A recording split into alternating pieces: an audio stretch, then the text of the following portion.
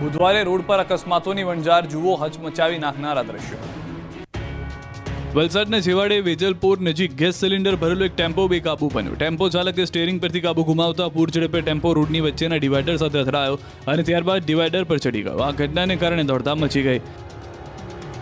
તો અરવલ્લીના શામળાજી પાસે શિક્ષકને નડ્યો અકસ્માત। કાર ડિવાઈડર સાથે અથડાતા અકસ્માત સર્જાતા 2 શિક્ષકોના મોત થયા। બોલુન્દ્રુ હાઈસ્કૂલ અને રાયસિંગપુરના શિક્ષકનું મોત થતા શોકનું મોજું ફરી વળ્યું। આ બાજુ કડીના લોહર ગામ પાસે ડમ્પરની અડફેટે 14 વર્ષના સગીરનું મોત થયું। કાકાના ઘરેથી પરત ફરી રહેલા બાળકને ડમ્પરે અડફેટે લીધો। બાદમાં ડમ્પર ચાલક અકસ્માત સર્જી ફરાર થઈ ગયો। બાવલુ પોલીસે ડમ્પર ચાલક સામે ગુનો દાખલ કરી તપાસ હાથ ધરી। આ દ્રશ્યો વડોદરાના નેશનલ હાઈવે 48 પરના છે। રોડ પર ખાડા તેમજ ખોદકામના કારણે એક સાથે 3 વાહનો વચ્ચે અકસ્માતમાં એકનું મોત થયું। ટેમ્પો ડ્રાઈવર હારૂન શેખનું અકસ્માતમાં મોત નીપજ્યું। ગેસ કટરથી ગાડીની બોડી કાપીને મૃતદેહ બહાર કાઢવા પડ્યો હતો। વિસનગરમાં 4 લોકોએ ભર બજારમાં યુવક પર કર્યો જીવલેણ હુમલો। મહેસાણાના વિસનગરમાં અસામાજિક તત્વો બેફામ બન્યા છે। પોલીસનો જાણે ડર જ ન હોય તેમ ભર બજારમાં જીવલેણ હુમલાની ઘટના સામે આવી। 6 જેટલા લોકોએ મળીને નીતિન ઠાકોર નામના યુવક પર હુમલો કર્યો। યુવકના માથાના વાળ પકડીને લોખંડની પાઇપ અને ગળદાપાટુનો માર માર્યો। ગેલેક્સી માર્કેટ પાસે મારામારી થતા નાસભાગ મચી ગઈ। ઘટનાને પગલે લોકોના ટોળા એકત્રિત થઈ ગયા। મારામારીમાં યુવકને ગંભીર ઇજાઓ પહોંચી તો આ મામલે 4 લોકો સામે નામજોગ સહિત કુલ 6 લોકો સામે ફરિયાદ નોંધાઈ છે।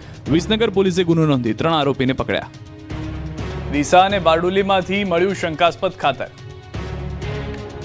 એક તરફ ખેડૂતોને ખાતર મળી નથી રહ્યું, ખાતરની ભારે તંગી છે, જેની વચ્ચે ડીસામાં ખેતીવાડી વિભાગે શંકાસ્પદ ખાતર ઝડપી પાડ્યું। ખાતરની કાળાબજારીનો પર્દાફાશ કર્યો।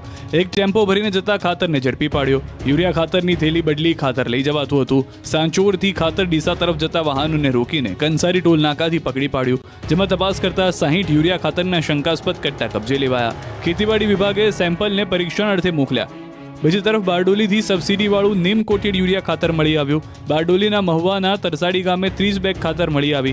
સબસિડીવાળું નીમ કોટેડ યુરિયા ખાતર ઔદ્યોગિક હેતુથી વેચાણ થતું હતું। શ્રીરામ રેઝિનના જવાબદારો તેમજ જથ્થો સપ્લાય કરનાર રિષભ ટ્રેડિંગ કંપની સામે ફરિયાદ નોંધાઈ છે। 30 બેગ નીમ કોટેડ યુરિયા હાલ એફએસએલમાં મોકલ્યું। કુલ 67,260 રૂપિયાનું ખાતર મળી આવ્યું। સુરતમાં ગેસ સિલિન્ડરની તંગી, બાટલા લેવા 1 કિલોમીટર લાંબી લાઈન લાગી।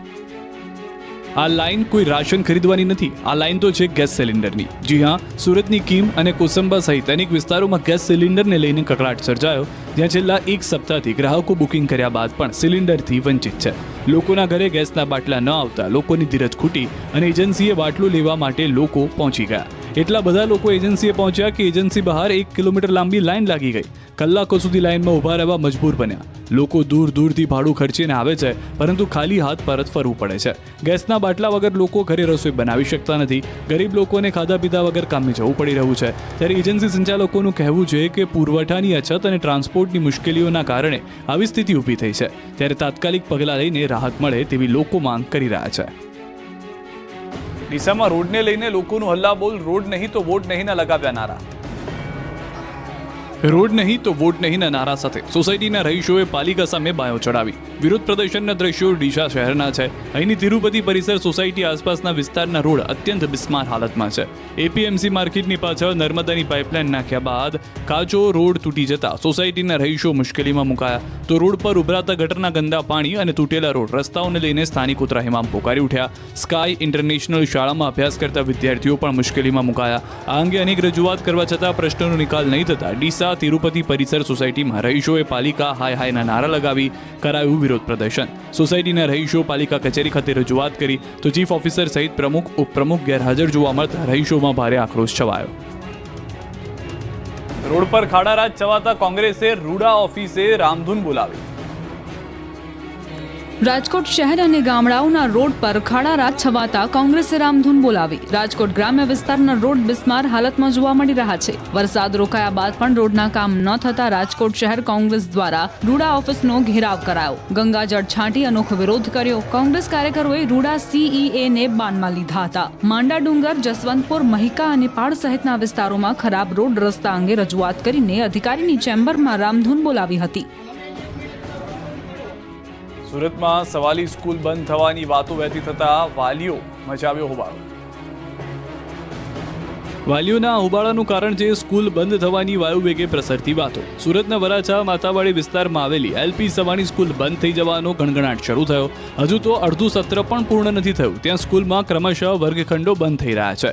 વર્ગ બંધ થવાને કારણે ઔદ્યોગિક પ્રવૃત્તિઓ શરૂ થઈ જતા વાલીઓએ સ્કૂલે પહોંચીને હોબાળો કર્યો. સ્કૂલના સંચાલકોએ શાળાના વર્ગખંડ બંધ કરી તેમાં સ્ટોન લગાડવા માટેના મશીનો શરૂ કરી દેવાતા હલ્લાબોલ કર્યો. બાળકોના ભવિષ્ય પર તલવાર લટકતા મોટી સંખ્યામાં વાલીઓ સ્કૂલ ખાતે પહોંચ્યા. તેમણે ભરેલી ફીથી લઈને પુસ્તકો અને યુનિફોર્મના પૈસા પાછા આપવાને એલસી આપી દેવા માંગ કરી. સ્કૂલ વિરોધી સૂત્રોચ્ચાર કર્યા. અચાનક જ સ્કૂલ બંધ કરી દેવાની વાત વહેતી થતા વાલીઓમાં ચિંતા પ્રસરી. ત્યારે સ્કૂલના ટ્રસ્ટીએ ખાતરી આપી કે આખું વર્ષ પૂર્ણ થયા બાદ સ્કૂલ બંધ થશે, ત્યાં સુધી નિયમિત અભ્યાસ શરૂ રહેશે. દ્વારકાના ખંભાળિયા તાલુકાના સોનારડી ફીડરમાં છેલ્લા 10 દિવસથી વીજ ધાંધિયાથી ખેડૂતો પરેશાન થઈ ચૂક્યા છે. સોનારડી ફીડર હેઠળ આવેલા અનેક ગામમાં વિસ્તારમાં પૂરતો વીજ પુરવઠો ખોરવાયો છે. હાલ મગફળી સહિતના પાકોને સિંચાઈના પાણીની જરૂરિયાત હોય તે જ સમયે વીજ ધાંધિયા થતા ખેડૂતો પરેશાનીમાં મુકાયા છે. ખેડૂતોમાં ભારે રોષ ફાટી નીકળતા પીજીવીસીએલ કચેરીનો ઘેરાવ કર્યો અને વીજ પુરવઠો આપવાની માંગ કરી. વીજ પુરવઠો નહીં મળે તો ખેડૂતોએ આત્મવિલોપનની પણ ચીમકી ઉચ્ચારી છે. સુરતની ઉમરીગર સ્કૂલના ધોરણ 11ના વિદ્યાર્થીએ ધોરણ 12ના સ્ટુડન્ટને માર માર્યો. સુરતમાં અમદાવાદની 7th ડે સ્કૂલ જેવી ઘટના બની. શહેરની શેઠ ધનજી શાહ રુસ્તમજી ઉમરીગર મેમોરિયલ સ્કૂલમાં થયેલા એક ઝઘડા બાદ ધોરણ 11ના વિદ્યાર્થીએ ધોરણ 12 કોમર્સમાં ભણતા એક વિદ્યાર્થી પર સળિયા વડે જીવલેણ હુમલો કર્યો, જેનો આક્ષેપ છે. આ ઘટના સ્કૂલમાં થયેલા એક સામાન્ય ઝઘડાને કારણે બની. માતા પિતા ઇજાગ્રસ્ત વિદ્યાર્થીને સીટી સ્કેન રિપોર્ટ અને સળિયો લઈને સ્કૂલે પહોંચ્યા. હિંસક કૃત્ય કરનાર વિદ્યાર્થીઓ સામે કડક પગલાં ભરવામાં આવે તેવી માંગ કરી. ઘટનાના 16 કલાક બાદ સ્કૂલે આ મામલે તપાસ શરૂ કરી. બંને વિદ્યાર્થીના વાલીઓને સ્કૂલે બોલાવવામાં આવ્યા છે. सूरत पार्किंग कर्मचारी दादागिरी पुलिस ने शान ठिकाने लावी. इतनी जगह तो है ना, कैसे ना बोल रहा है तू? कैसे लोकल के लिए जगह है बोल, और कुछ तो लोकल के लिए तुझे 1 घंटे भर में तो आना है मुझे. 1 घंटे में नहीं आएगा तो मेरे को मालूम है. अरे 1 घंटे में आऊंगा ना मैं. 1 घंटे में नहीं आएगा तो कैसे 1 घंटे में नहीं आऊंगा? 1 घंटे में नहीं, ये दोनों टायर की हवा काढ़ूंगा बोल. कैसे हवा निकालेगा तू? मैं वीडियो कॉलिंग पे हवा कैसे निकाल रहा है तू? हाँ मैं बोलो काढ़ूंगा. कैसे? 1 घंटे में नहीं आया तो बोल. क्यों फ्री में સુરત રેલવે સ્ટેશનના પાર્કિંગમાં દાદાગીરી સામે આવી છે. પાર્કિંગમાં ગાડી ન મૂકવા બાબતે કોન્ટ્રાક્ટરના માણસોએ મુસાફર સાથે બબાલ કરી. પાર્કિંગમાં જગ્યા હોવા છતાં વાહન ન મૂકવા દેતા વિવાદ થયો. કોન્ટ્રાક્ટરના માણસોને જાણે આરપીએફ અને જીઆરપીનો કોઈ ડર જ ન હોય તે પ્રકારનું વર્તન કરતા નજરે પડ્યા. 1 કલાકમાં ગાડી નહીં લઈ જાય તો બંને ટાયરમાંથી હવા કાઢી નાખવાની ધમકી આપી. પાર્કિંગના માણસોએ એક્ઝામ આપવા જતા વિદ્યાર્થીઓ સાથે રકઝક કરી હતી. જો કે પોલીસે વિડીયોમાં દેખાતા શખ્સ સામે કડક કાર્યવાહી કરી માફી પણ મંગાવી. ફોટો સેશન માટે આમોદ પાલિકા પ્રમુખે રોડ પર કચરો પથરાવ્યો. આને કહેવાય સ્વચ્છતા હી સેવા કાર્યક્રમના નામે નાટક. આને કહેવાય સફાઈના નામે ફોટો સેશન. દેશભરમાં સ્વચ્છતા હી સેવા કાર્યક્રમ ચાલી રહ્યો છે. જો કે આમોદ નગરપાલિકા દ્વારા સફાઈ અભિયાનના નામે માત્ર નાટક કરવામાં આવી રહ્યું હોય તેવો એક વિડીયો વાયરલ થયો. વિડીયોમાં સ્પષ્ટ જોવા મળે છે કે પાલિકા પ્રમુખ જલ્પાબેન પટેલ સફાઈ કરવા આવે તે પહેલા કોઈ શખ્સ ત્યાં કચરો ફેંકી રહ્યો હતો, જેનો વિડીયો એક શખ્સે ઉતારી લીધો. ત્યારે કેમેરાને જોતા જ સફાઈ કર્યા વગર જ પાલિકાની ટીમ રવાના થઈ ગઈ. Photo session